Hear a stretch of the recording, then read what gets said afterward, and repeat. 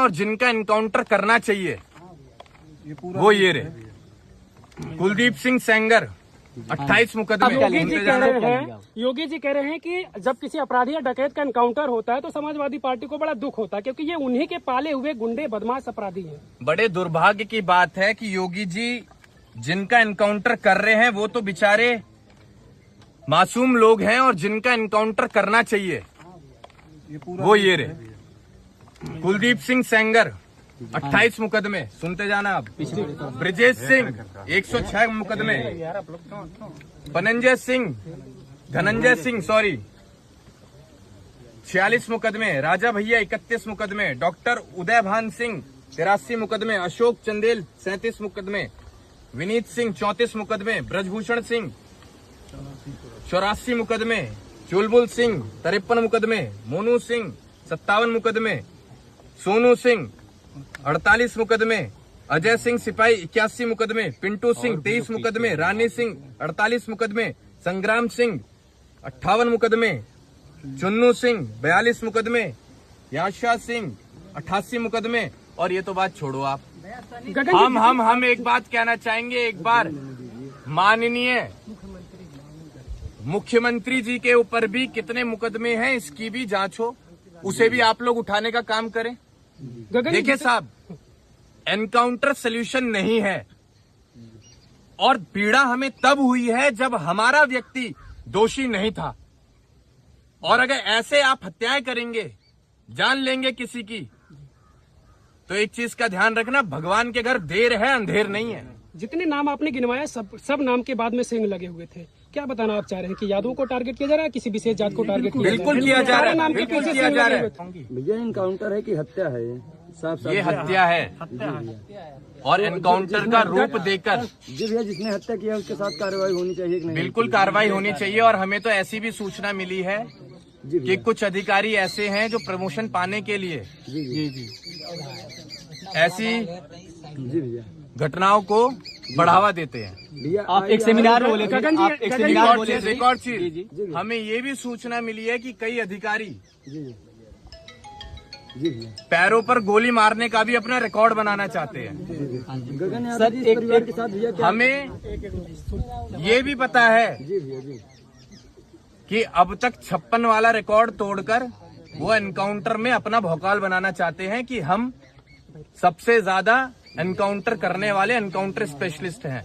एक सेमिनार में मैंने आपको सुना था कि अगर युवाओं का पसीना बहेगा तो उस जगह मेरी खून बहेगी। तो इसके बारे में आप क्या कहेंगे? यहाँ तो मतलब खून से खून दिख रहा है, इसके बारे में क्या कहेंगे? हम तो यहाँ मौजूद जो हमारे लिए हजारों की संख्या में लोग आए हैं, हम इनसे कहना चाहेंगे कि कभी भी हमारी करनी और कथनी में आपको फर्क दिखा हो तो हम आपके दरवाजे पर दोबारा कभी नहीं आएंगे।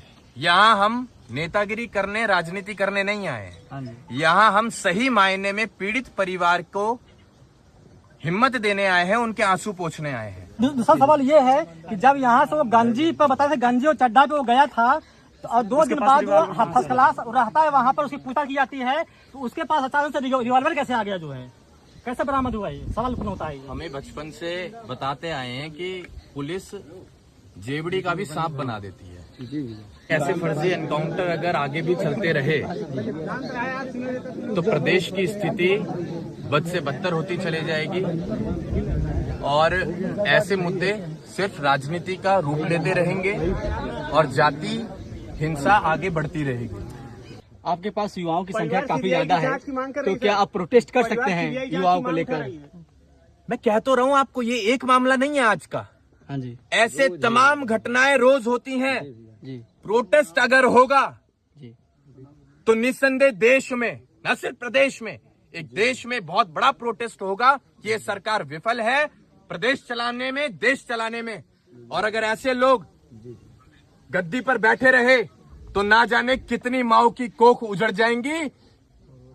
आप लोगों ने डर बैठा रखा है, सरकार ने डर बैठा रखा है। कोई अगर आवाज उठाए, सही मुद्दों पर भी आवाज उठाए, तो आप उसे मरवा देते हैं। ये ठोको नीति कब तक चलेगी? कब तक चलेगी? गगन जी जब लूट कांड किया जाता है वहां पर पिस्टल लेकर अंदर लोग गए थे, डकैत लोग।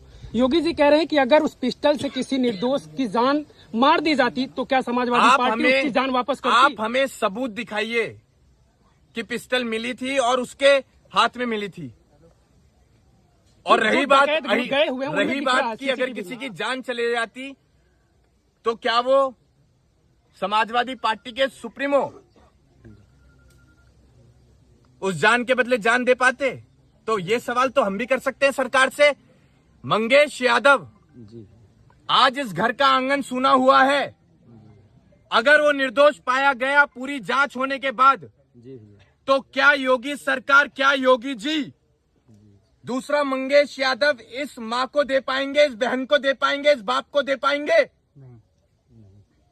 आप बात कर, आपने पॉलिटिकल लड़ाई बना दी, आपने पार्टी को जोड़ दिया।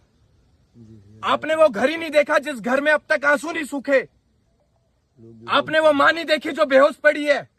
आपने वो बहन नहीं देखी जो हमसे बात करते हुए गिर गई बेहोशी में। आप लड़ाई लड़ रहे हैं भाजपा सपा, भाजपा सपा। इंसानियत कहां गई? इंसानियत खत्म हो गई इस राजनीति के चक्कर में। लास्ट सवाल बता दीजिए, जिस प्रकार 1.5 करोड़ की डकैती हुई उसके बाद मामला पूरा चर्चित हुआ, उत्तर प्रदेश पुलिस पे प्रश्न तमाम खड़े हुए कि अभी तक अपराधी नहीं पकड़ा गया, तो क्या मंगेश यादव को कहीं एक कमजोर परिवार को बलि का बकरा नहीं बना दिया गया लोगों की जुबान पे ताला लगाने के लिए कि इनकाउंटर में मारा गया मुख्य आरोपी? इस देश में कमजोर आदमी हमेशा पिसेगा, कमजोर आदमी हमेशा मारा जाएगा। ताकतवर को कोई उंगली भी नहीं दिखा सकता। हमें दिखा के दिखाओ मंगेश यादव को। लेकिन जी भैया, अब जो कमजोर है उसके साथ भी ताकत बन के हम लोग खड़े हुए हैं। अब कोई कमजोर नहीं है। राजा किसे बनाया जाता है? प्रजा की सेवा कैसे होती है? ऐसी घटनाएं अगर आज हो रही हैं तो आप विचार करके देखिएगा, कल को सरकार अगर बदलती है और ऐसी घटनाएं होती हैं तो क्या इस प्रदेश के आप बेहतर भविष्य की कल्पना कर सकते हैं? बिल्कुल नहीं कर सकते। नहीं कर सकते हैं। उसको न्याय दिलाने के लिए गगन यादव कहाँ तक जाएंगे? जहां तक हमें ये परिवार आदेश देगा वहां तक जाएंगे। मैं इससे बड़ी बात नहीं बोल सकता कि इस बार सरकार भी बदल के दिखाएंगे। गगन जी, इसके पहले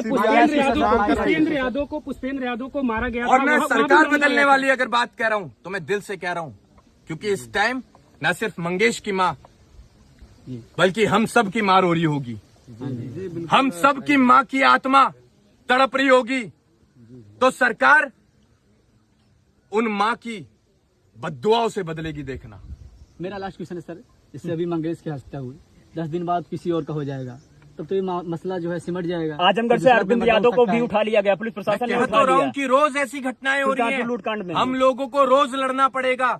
हम लोगों को तब तक लड़ना पड़ेगा जब तक ऐसी घटनाएं प्रदेश में बंद नहीं हो जाती। और आज की तारीख में सबसे ज्यादा क्राइम रेट अगर देश के किसी प्रदेश में है तो वो उत्तर प्रदेश में है। और ये बड़े दुर्भाग्य के साथ हमें बताना पड़ रहा है, लेकिन वो चीजें आपको दिखाई नहीं जाती हैं।